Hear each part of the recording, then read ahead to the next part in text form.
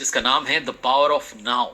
जो कुछ है वो अभी है, इस मोमेंट में है, right here right now. Eckhart Tolle ने इस किताब को लिखा है।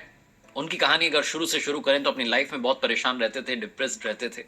जब 29 साल के थे तो अक्सर आधी रात में उनकी नींद टूट जाती थी। वो फील करते थे कि लाइफ बेकार है। उन्हें लगता था कि जीने का अब कोई मतलब ही नहीं है। एक रात गहरी उदासी में उन्होंने सोचा कि अब सब कुछ छोड़कर कहीं खो जाना चाहता हूं। लेकिन अगले दिन सुबह जब उनकी नींद खुली तो उन्होंने विंडो से बाहर एक छोटी सी चिड़िया की चहचहाट को सुना, सूरज की रोशनी को महसूस किया। इस एक्सपीरियंस ने उनकी लाइफ को बदल दिया। वो छोटे छोटे मोमेंट्स में हैप्पीनेस ढूंढने लगे, जैसे पेड़, हवा, सूरज की रोशनी।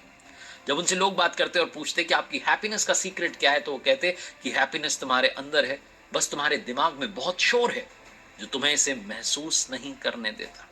वो फील करने लगे कि उनकी बातें अब किसी स्पिरिचुअल टीचर की तरह होने लगी। वो कहते हैं कि अपने मानसिक शोर को शांत करना और प्रेजेंट मोमेंट में जीना ही हैप्पीनेस का सही रास्ता है।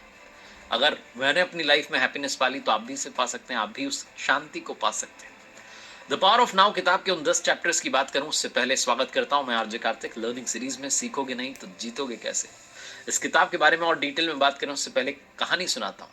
एक बार एक भिखारी था जो पिछले 30 सालों से एक साइड वॉक पर बैठा रहता था। एक दिन एक अजनबी वहां से गुजर रहा था तो भिखारी ने अपनी बेसबॉल की जो कैप थी उसके सामने रख दी और पूछा कि सर क्या कुछ पैसे मिलेंगे। उस स्ट्रेंजर ने जवाब दिया कि मेरे पास में पैसे नहीं है। फिर उसने देखा कि भिखारी एक पुराने से बॉक्स पर बैठा हुआ था।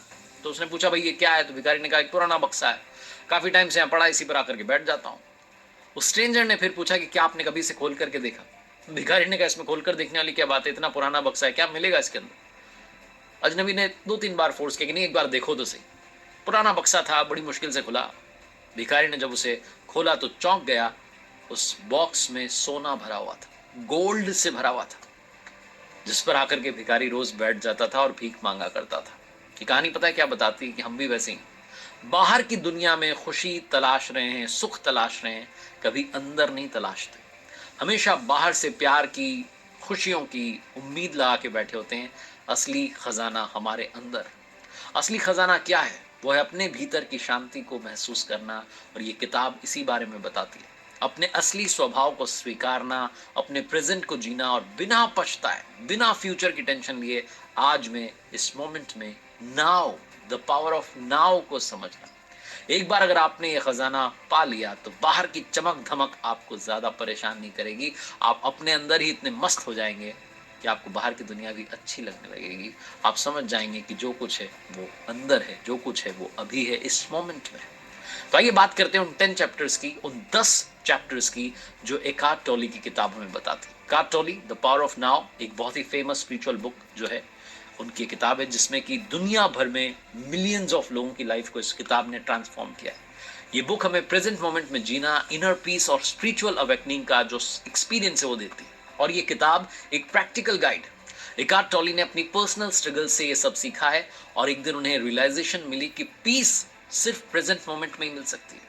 तो पहला चैप्टर है you are not your mind. आपका माइंड और बॉडी अलग अलग है। इस चैप्टर में टॉली बताते हैं कि हम अपने माइंड से अपनी आइडेंटिटी नहीं जोड़ते। हमारे थॉट्स और मेमोरीज हमेशा हमें पास्ट या फ्यूचर में बांधे रखते हैं, लेकिन हम अपने असली एसेंस को समझकर प्रेजेंट में जीने की पावर पा सकते हैं। माइंड ही हमारे पेन का सोर्स है और जब हम अपने माइंड को कंट्रोल करते हैं और प्रेजेंट पर ध्यान देते हैं तो पेन रिड्यूस होता है। You can easily control your mind, ये पहला चैप्टर सिखाता है।